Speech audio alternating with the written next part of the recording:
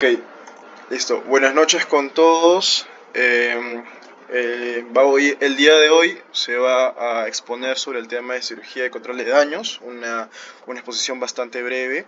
Yo soy Jorge Ernesto de la Mata Flores, médico cirujano, residente de segundo año de cirugía general del Hospital Nacional Alberto Sabogal Chologuren, por la Facultad de Medicina de San Fernando, Universidad Nacional Mayor de San Marcos.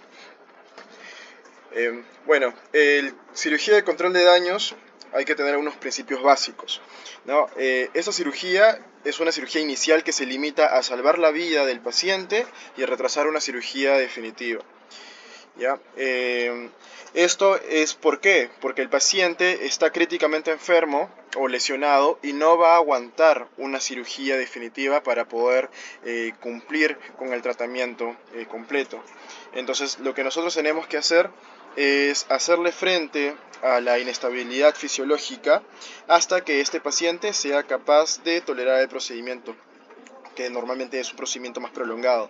Entonces la cirugía de control de daños es un procedimiento abreviado, ¿ya? Con el objetivo de contrarrestar la triada mortal, que históricamente es el némesis de los cirujanos.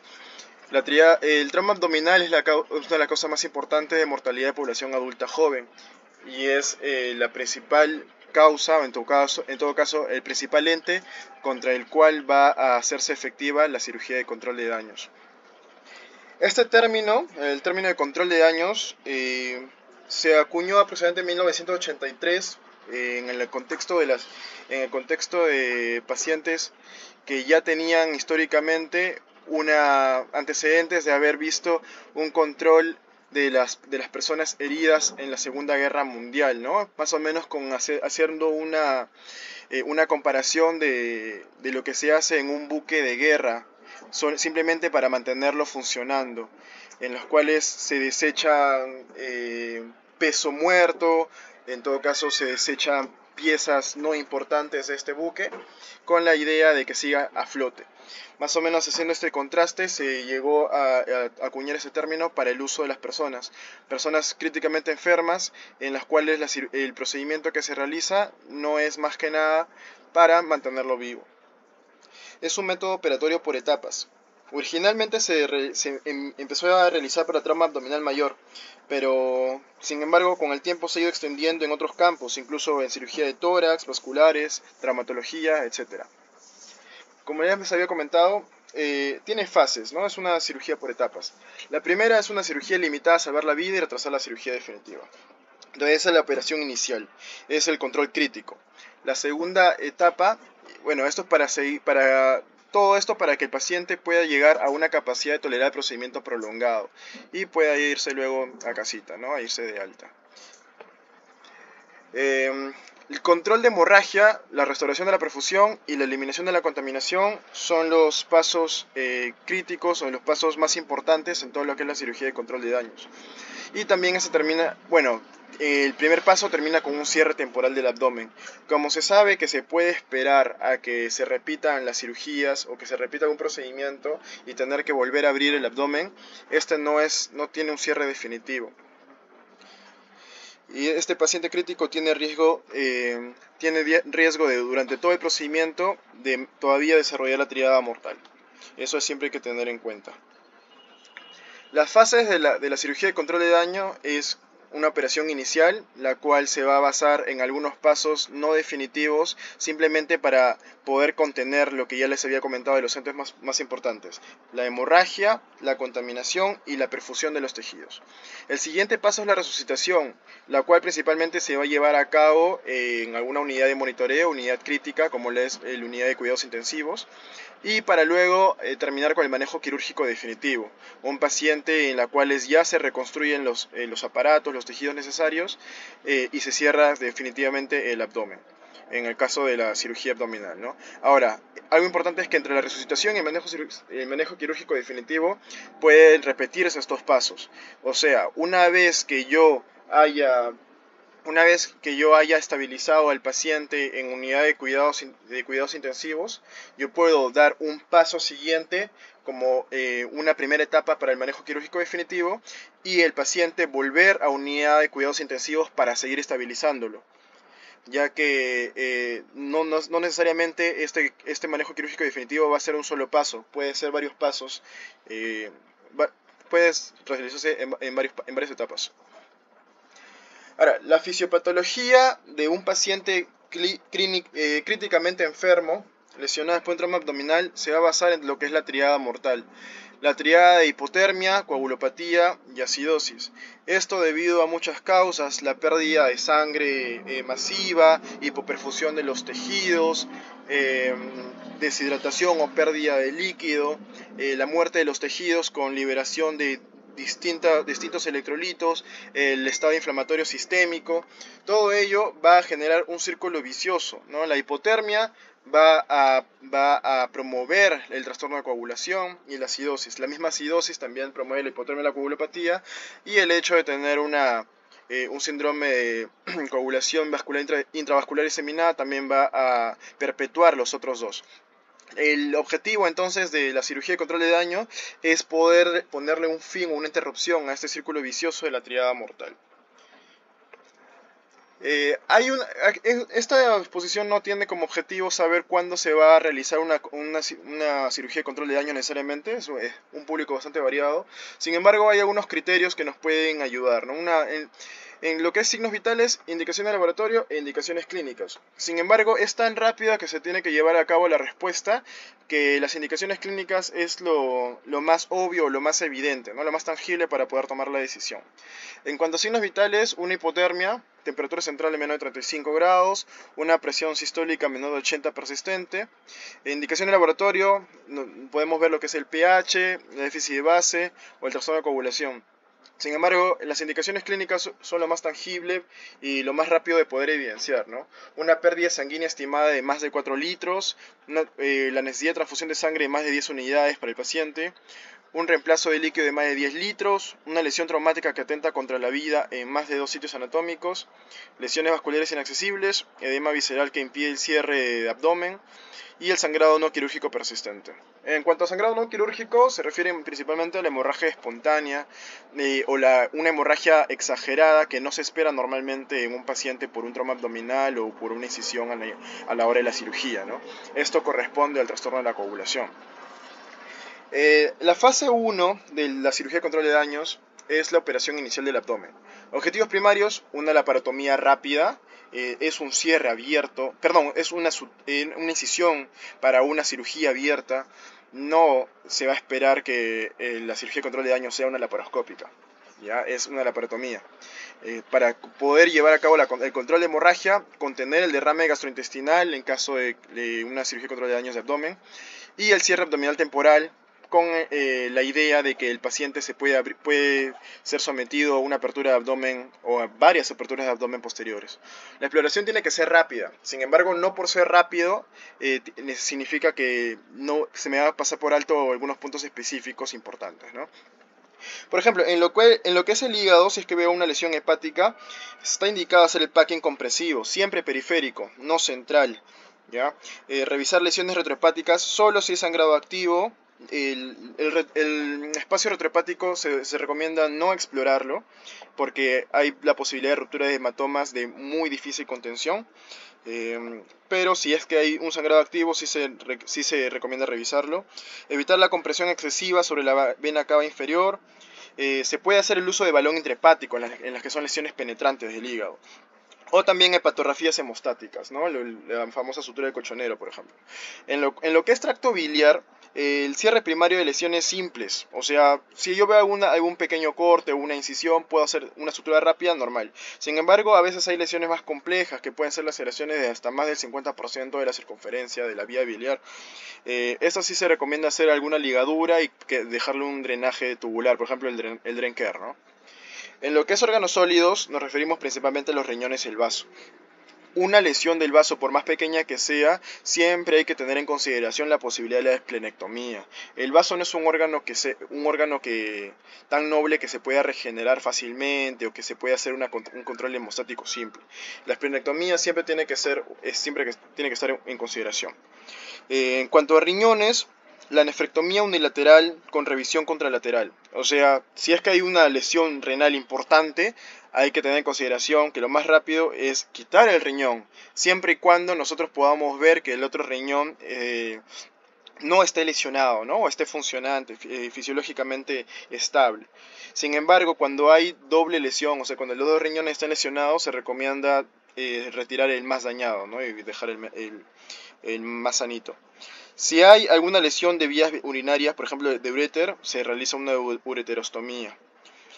En cuanto al páncreas, se recomienda hacer simplemente dejar drenajes con una contrabertura extraabdominal y hacerle upacking en cualquiera que sea la ubicación de la lesión del páncreas. Sin embargo, con el tiempo se ha visto que algunos cirujanos más experimentados o en ese tipo de cirugías pueden realizar pancreatectomías distales más esplenectomías según el nivel de experticia, ¿no? En cuanto a la lesión de víscera hueca, se puede hacer cuando son lesiones menores, pequeñas, en las cuales, por ejemplo, no me voy a tomar demasiado tiempo en poder repararlas o no abarcan mayor cantidad de la circunferencia de las asas intestinales, por ejemplo, se puede hacer una reparación con una rafilla o una grapadora. También en todo caso, si es que las lesiones son muy extensas y yo creo que hay riesgo de que haya algún tipo de dehiscencia, se puede dejar drenajes y hacerle un cierre del tejido a modo de jareta, por ejemplo, alrededor de algún tubo de drenaje. También se puede realizar parches cerosas o incluso, según la experticia del cirujano, porque también tiene mucho que ver en este tema, se puede hacer anastomosis primaria. También existe lo que es la exclusión pilórica en cuanto a lesiones extensas de las asas intestinales, con el objetivo de que poder bypassear esas lesiones. También en lo que son lesiones mayores se puede hacer las resecciones. Resecciones con ostomías o resecciones con anastomosis, dependiendo también mucho del entrenamiento del cirujano, ¿no? Ahora, es importante hacer un lavado exhaustivo de la cavidad abdominal, ya que el contenido gastrointestinal está relacionado mucho a todo lo que es sepsis con punto de partida abdominal postquirúrgico. Y el cierre abdominal, como habíamos comentado, bueno, el abdomen se deja abierto, o sea, lo que se hace es un cierre temporal. Esto para garantizar la mayor facilidad de las reoperaciones y también para evitar el síndrome compartimental abdominal. Se recomienda que si es que se va a cerrar, se cierre con algún parche o algún dispositivo a presión negativa, como el sistema VAC. Ya históricamente se ha visto que con el tiempo se ha recomendado evitar lo que es el uso de bolsa de Bogotá o el cierre con malla. Ese es un ejemplo de un vacuum pack de triple capa, es un triple layer vacuum pack. Es algo un poco más artesanal que se realiza con apósitos transparentes y con drenajes tubulares. Esto también y con dispositivos a presión negativa, ¿no? Que también pueden ayudar a mantener una presión, mantener un afronte leve de los tejidos y también garantizar un drenaje de los líquidos intraabdominales. La fase 2 de resucitación es en unidad de cuidados intensivos. Esto para tratar de garantizar el manejo de la hipotermia, llevarlo a una temperatura normal. También utilizar adecuadamente los cristaloides, un uso responsable. Una hipotensión permisiva, no puedo tampoco subir la presión completa a un paciente teniendo en cuenta que tiene riesgo de hemorragias, ¿no? También en la transfusión temprana de hemoderivados, sean plaquetas, plasma fresco, paquetes globulares en cuanto sea necesario, y poder realizar con más tranquilidad en un paciente un poco más estabilizado algunos exámenes auxiliares que me puedan ayudar con el diagnóstico y el posterior manejo, como son la tomografía o la intervención angiográfica. ¿Ya? Este traslado a UCI entonces tiene como consideración o como objetivo la corrección de la triada letal posterior a la primera cirugía, el primer paso. ¿Ya? Y esto también justamente para poder seguir con la ruptura del ciclo de esta misma triada. Con recalentamiento activo para la hipotermia, por ejemplo, la restricción de control de daños con hemoderivados en lo que es coagulopatía, o también el uso de vitamina K, por ejemplo, calcio, crioprecipitados, etc. Y una mejoría en la perfusión para poder combatir la acidosis. En cuanto a la fase 3, que es el manejo quirúrgico definitivo, es cuando el paciente ya llega a parámetros fisiológicos normales, ¿no? Ya después de su terapia en unidad de cuidados intensivos, ya el paciente está más estabilizado, fisiológicamente más estable, ¿no? Pueden ser en más de un tiempo, pueden ser pasos repetitivos. Hay que considerar cómo está el paciente, qué tipo de procedimiento se le va a realizar y la experiencia del cirujano para poder estar en las condiciones más óptimas y la realización de este último paso. Se recomienda que esto se lleve a cabo 24 a 48 horas posterior a la primera fase. En esta fase donde se hace la remoción del packing hepático o pancreático o el packing que haya, una exploración exhaustiva para poder controlar cualquier foco hemorrágico o de potencialmente infeccioso y el cierre definitivo de la pared, ¿no?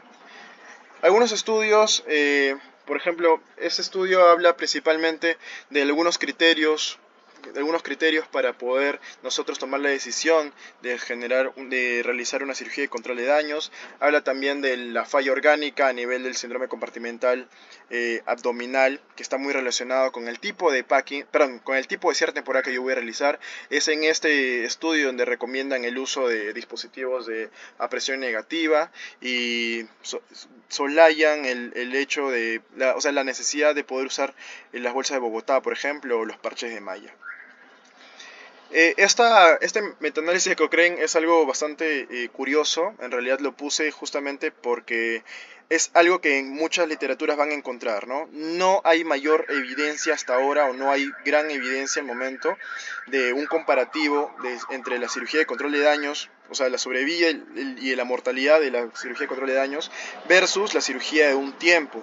Pero ¿esto por qué? Porque este metaanálisis buscaba principalmente estudios o ensayos randomizados, ¿no? Aleatorizados.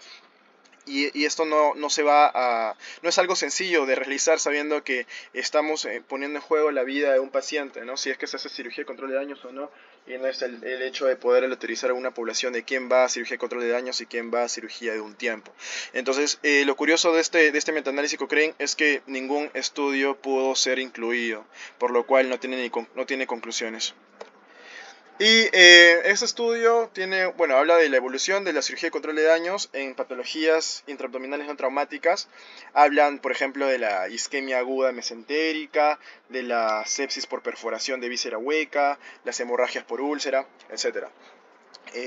Hablan de que sí, efectivamente la cirugía de control de daños es muy prometedor en algunos casos que no tienen que ver con el trauma abdominal. Sin embargo, más que nada están limitados a todo lo que es shock séptico y shock hipovolémico, ¿no? Un shock hemorrágico, debido a las patologías más o menos que les estaba comentando. Sin embargo, las diferencias que vamos a ver en este cuadro no son tan abismales, ¿no? En cuanto a las no traumáticas. Por ejemplo, lo que es la cirugía de control de daños tiene una prevalencia de procedimiento en un trauma de aproximadamente 30% versus 70% de las cirugías de un tiempo. La mortalidad tiene aproximadamente 44% en la cirugía de control de daños y 63% en la cirugía de un tiempo. Ustedes dirán, si ya les había comentado que no hay muchos estudios comparativos en cuanto a los resultados entre la cirugía de control de daños y la cirugía de un tiempo, ¿de dónde salen estos datos? Estos datos salen prácticamente de estudios analíticos pero no aleatorizados, o sea, no son el tipo de estudios que utiliza las metaanálisis de Cochrane, pero son datos bastante relevantes, ¿no? Que se repiten, bastante repetidos en diferentes series de estudios. Lo que le comentaba es que en la cirugía de control de daños de pacientes con patología intraabdominal no traumática, la mortalidad sigue siendo un poco más elevada y la diferencia con la cirugía de un tiempo no es tan diferente como lo que es en los casos de pacientes con trauma abdominal. Sin embargo, algo bastante que rescatar, y es algo casi lógico, es que la cirugía de control de daños tiene mayor riesgo, mayor porcentaje de presentar morbilidad perioperatoria, ¿no? Lo que es sepsis, absceso intraabdominal, fístulas entéricas, hemorragia recurrente, infección de heridas, por ejemplo, en comparación a la de un tiempo. Sin embargo, algo que explican bastante los estudios es mejor tener un paciente con varias morbilidades que se pueden tratar todavía a tener un paciente muerto, ¿no? Sin esas morbilidades. Gracias. ¿Alguna pregunta?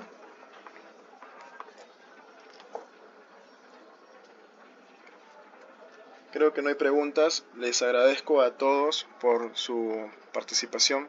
Que tengan buenas noches.